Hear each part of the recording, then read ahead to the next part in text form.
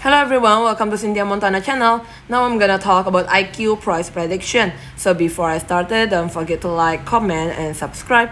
I'm not a financial advisor. I'm just gonna give you some prediction using a technical analysis. As a stochastic already a little bit overbought position, we're gonna go bowling up band here, try to push it to the yellow one side, upper band 0.0182 US dollar, right? We're gonna go to the daily chart. Basically, in the daily chart here is already 3 days, having a pumping up, try to push it to the 0.01849 US dollar here.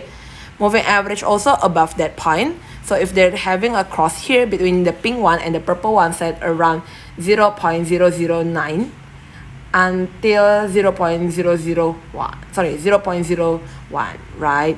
So we're gonna see on the trend line still sideways.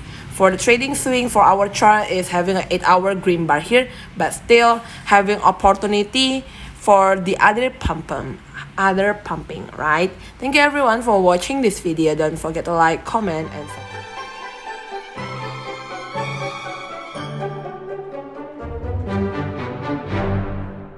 Hello everyone, welcome to Cynthia Montana channel. Now I'm gonna talk about IQ price prediction. So before I started, don't forget to like, comment, and subscribe.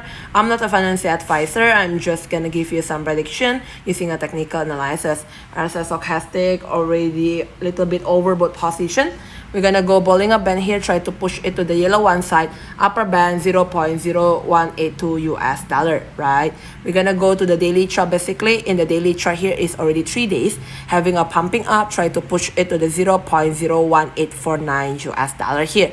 Moving average also above that point. So if they're having a cross here between the pink one and the purple one set around 0.009 until 0.001, right? So we're gonna see on the trend line still sideways.